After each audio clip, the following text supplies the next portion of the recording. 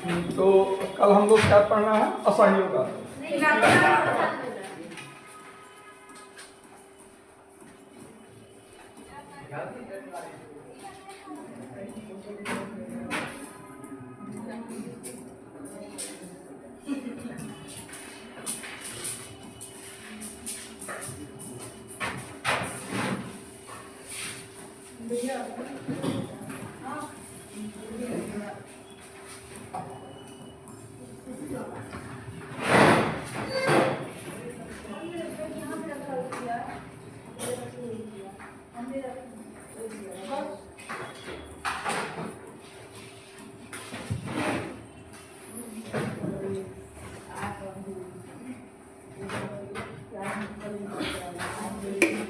तो खिलाफत आंदोलन और असहयोग आंदोलन पढ़ रहा है।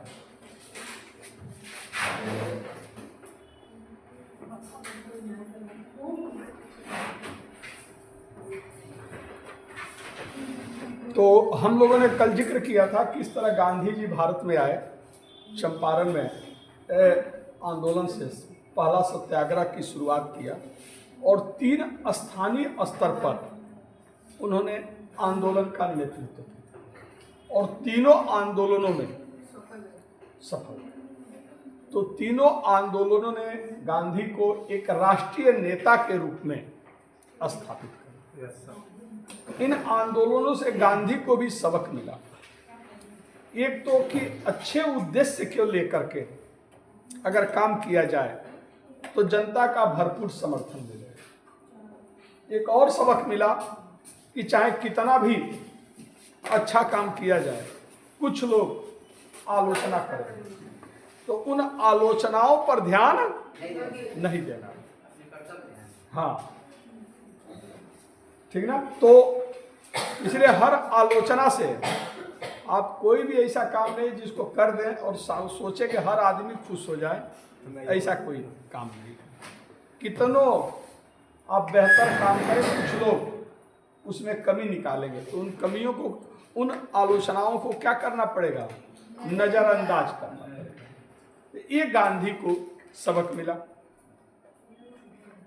तो गांधी को एक राष्ट्रीय नेता के रूप में स्थापित कर दिया। फिर उन्होंने रॉलेट एक्ट के खिलाफ सत्याग्रह आंदोलन चलाया, लेकिन आंदोलन हिंसक हुआ और जलियांवाला बाग हत्याकांड के कारण आंदोलन वापस ले लिया, क्योंकि जनरल आर डायर ने किस तरह निहत्थे बच्चे और बुजुर्ग तथा महिलाओं को गोलियों से भुनवा दिया, पढ़ चुके हैं।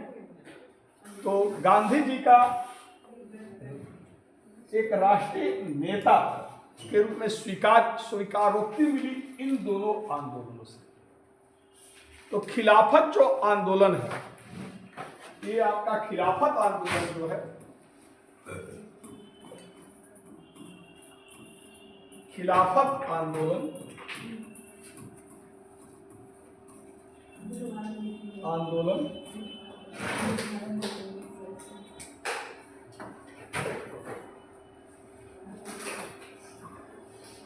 खिलाफत जो आंदोलन है, इस आंदोलन का मतलब देश की आजादी से नहीं।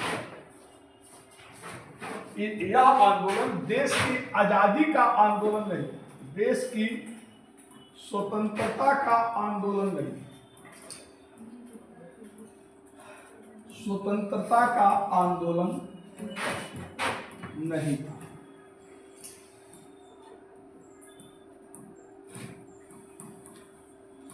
और न ही इसका संबंध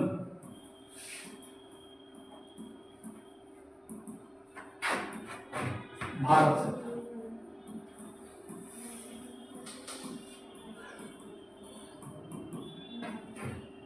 खिलाफत आंदोलन का मुद्दा न आजादी था और न ही इसका संबंध क्या था? भारत। खिलाफत आंदोलन फिर क्यों शुरू हुआ? इसका उद्देश्य क्या था? उद्देश्य जो था टर्की के सुल्तान, टर्की के सुल्तान, जिसको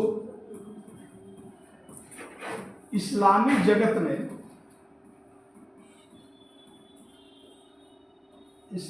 जगत में क्या माना जाता था?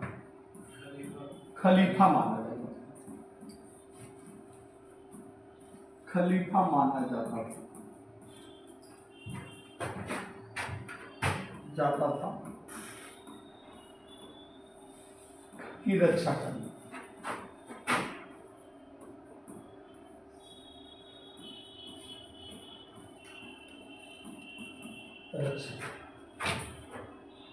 तो हाँ, तो खलीफा की रक्षा करने के लिए जो आंदोलन चलाया गया उसको क्या कहा जाता है? खिलाफत। अब खलीफा की रक्षा के लिए भारत में क्यों आंदोलन हुआ? नहीं, खलीफा की रक्षा के लिए भारत में क्यों आंदोलन? तो आप लोग मेडिवल हिस्ट्री पढ़ रहे हैं, खलीफा कौन था? तो जो उसके खलीफा मतलब जो एक मुस्लिम उसके शिष्य जितने वाला मुस्लिम थे उसका- उनका वो पैरोकार था।